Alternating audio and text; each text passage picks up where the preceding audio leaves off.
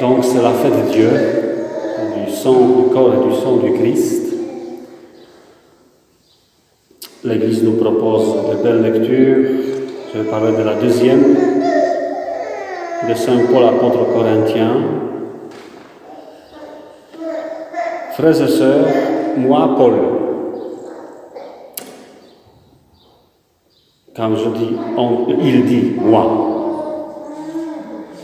C'est-à-dire que Paul, autant qu'un apôtre, reconnaît son identité. C'est très important. On verra ça plus tard. Affirmer ce que le Seigneur lui donne.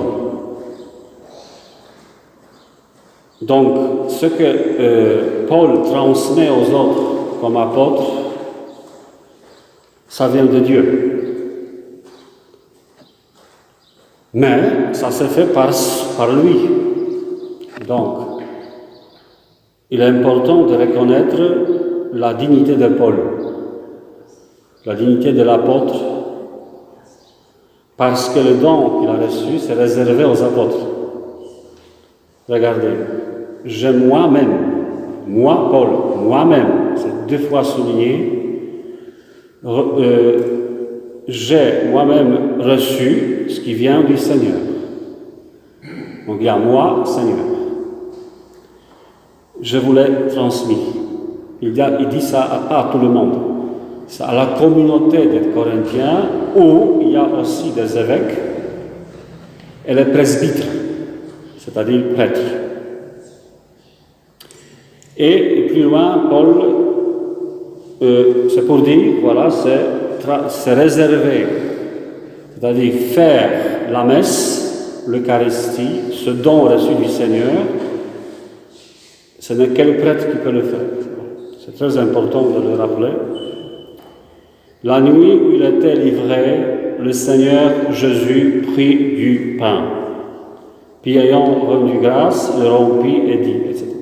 Donc c'est le geste de la dernière scène de l'Eucharistie fait par Jésus.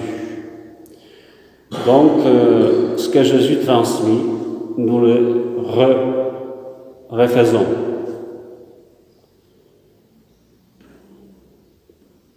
Et pour comprendre ce que nous faisons pendant la messe, il dit, Jésus, « Ceci est mon corps qui est pour vous, faites cela en mémoire de moi. »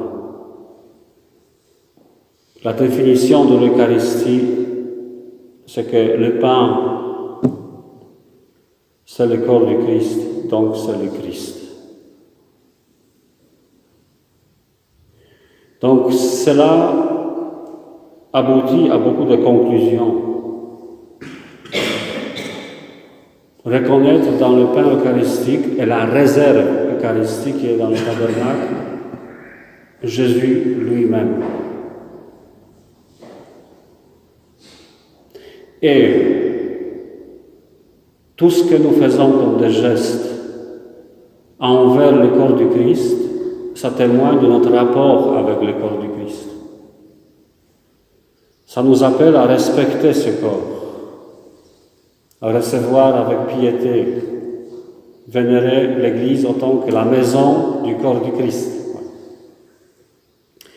Parce que les Églises sont consacrées pour être ça, maison du tabernacle, abriter Jésus. Après le repas, il fit de même avec la coupe, en disant, cette coupe est la nouvelle alliance de mon sang. Chaque fois que vous en boirez, faites cela en mémoire de moi. C'est-à-dire, on part du sang versé pour le salut du monde, pour conclure l'alliance éternelle avec son peuple. Ce sang pendant la messe, le vin, on verra plus tard dans cette lecture, c'est prêcher la mort du Christ, pas seulement la résurrection, mais cet agneau de Dieu, Jésus, agneau de Dieu, qui était offert pour nous sauver. Et nous voyons notre tabernacle ici, au-dessus du tabernacle. nous voyons l'agneau de Dieu couché sur le livre de l'Apocalypse, avec les 7 sceaux qui sortent de l'Apocalypse, et plus encore sur le lieu où on expose le François, cette image dorée sculptée, c'est le sacrifice d'Abraham, où juste au moment où il essaye de sacrifier son fils Isaac,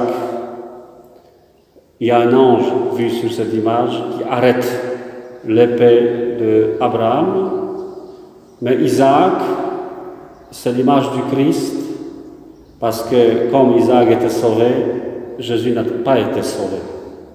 Il était mort en sacrifice. Ainsi donc, chaque fois que vous mangez ce pain et que vous buvez cette coupe, vous proclamez la mort du Seigneur jusqu'à ce qu'il vienne. C'est intéressant cette phrase, c'est jusqu'à la venue du Seigneur ou jusqu'à notre mort, on nous prêche la mort. C'est incroyable ça quand même. C'est l'appel à nous faire mourir en nous le vieil homme, comme on dit dans la Bible. C'est-à-dire ancienne vie, vie de péché, de désobéissance et de la souffrance, pour déjà sur cette terre retrouver la nouvelle vie et ainsi nous préparer à une vie éternelle qui est une libération totale de la souffrance, du péché, etc., de peine de cette vie. Mais ici, on est comme des soldats qui luttent constamment en soi-même, en nous-mêmes, pour vivre heureux et libre. Et quand on dit soldat, c'est la guerre, c'est le combat spirituel. Et quand il y a la guerre, il y a des morts, des victimes. Au niveau spirituel, c'est les œuvres des ténèbres qui sont des victimes, qui doivent mourir pour retrouver de bonnes œuvres et vivre vraiment victorieux et libre.